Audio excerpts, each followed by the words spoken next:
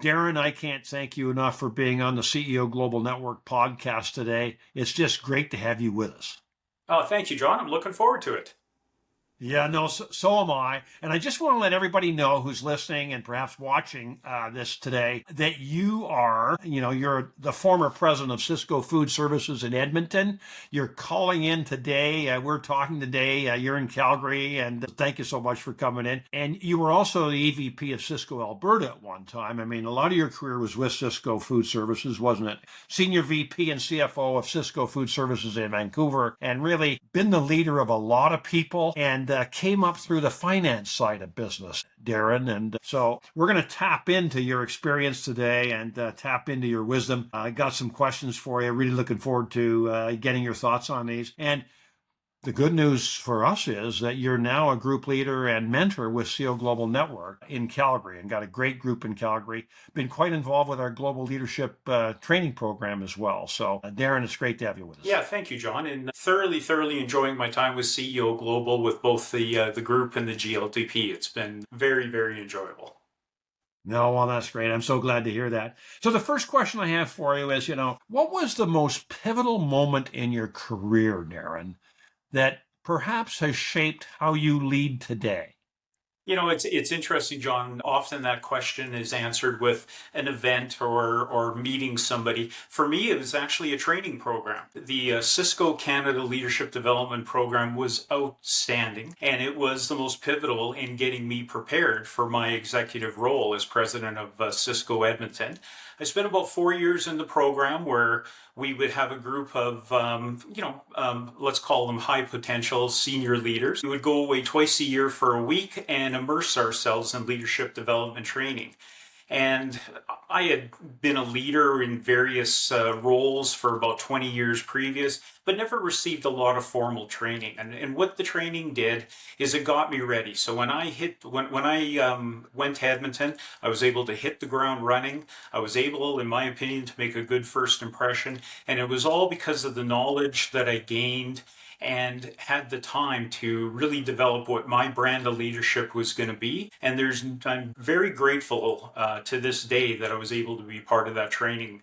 A gentleman named Andrew Miller out of Toronto ran it, and it truly was world class. Well, that's terrific. What an opportunity for you to do that, eh? That's fantastic. And you've helped a lot of CEOs in what you're doing today with us. You help a lot of CEOs push through challenges that maybe there's a bit of a speed bump for them and they feel a little bit stuck. How do you help CEOs get through those challenges, Darren? Yeah, and that's common, and it's going to happen to everybody in their career. So a couple things. Number one, when they're in that position of feeling stuck, there's usually anxiety and a sense of urgency. I'd actually try and slow things down and see if we can have a look at the issue from 20,000 feet and try and regroup. So I find that helps. The other thing that helps is a lot of them just want to fix the problem themselves and they want to get into the weeds and they want to make a difference. But in a large organization, you can't be doing that. So I've got to remind them that when you're stuck, to get out of that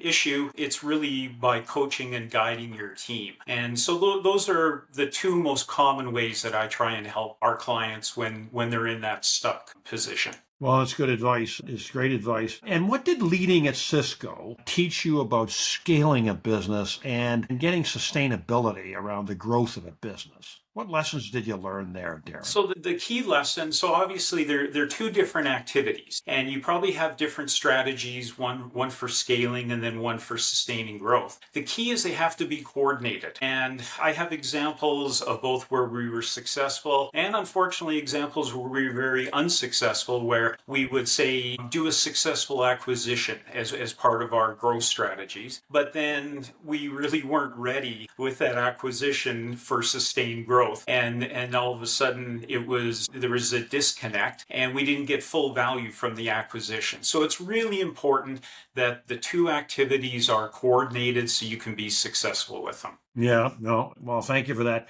How do you build trust quickly with the CEOs that you mentor? How do you build trust quickly, or with people you lead? How do you build that trust quickly? Yeah, for me, it's the first thing I do is I ask the group member or the class member in GLTP, what are their goals for their leadership? What are their goals for joining the peer group? What are their goals for joining the training program? And I really try and tailor the coaching and the mentoring to what they wish to achieve. And I do think that helps build trust. Hopefully, it's a way for me to convey that I have their best interests at heart. And even though I'm still sharing the same material that, is in our CO Global toolbox, I pull out those tools when it's best suited for the individual. And then every time we talk about a philosophy or every time I share a story, I try and relate it to what their goals are. And then hopefully that helps build the trust between the two of us. Yeah, it certainly would. Yeah, no, thank you for that. And what do you believe is the most underrated skill for CEOs and for senior executives? Is there a particular skill that's underrated, Darren?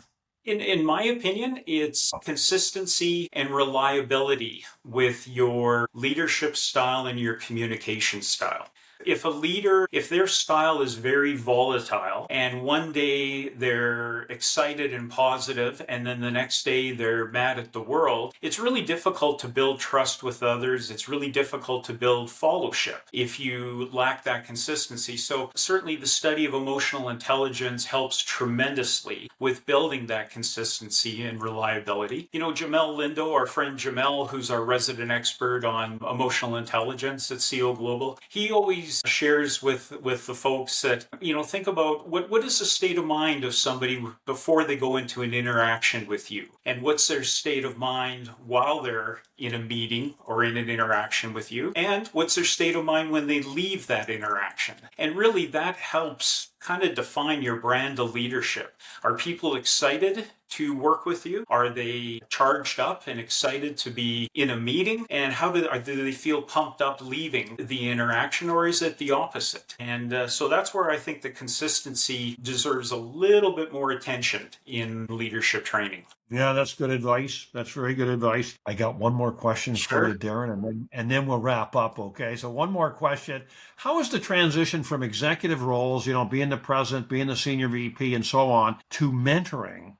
How has that changed your perspective on leadership? I actually think it's given me a heightened appreciation for the impact and the power of effective leadership. When you're in the role, and yes, you're coaching and mentoring, but usually there's an eye to a short-term result or a bit of a tactical. Because, like I work for a publicly traded company, we were under the gun every quarter to produce results, to hit our forecasts, etc. In the role I'm in now, I can have a little bit more of a view to the long term and the real power and impact of effective leadership. And I hope I can bring that to our clients. Yeah, and I'm sure you do, Darren. I'm sure you do. I can't thank you enough for being on the CO Global Network podcast with us today, Darren. I was really looking forward to this conversation with you, and I got some real nuggets from the conversation. So thank you very much. We really My appreciate it. pleasure, John. Thank you. Yeah, thanks a lot.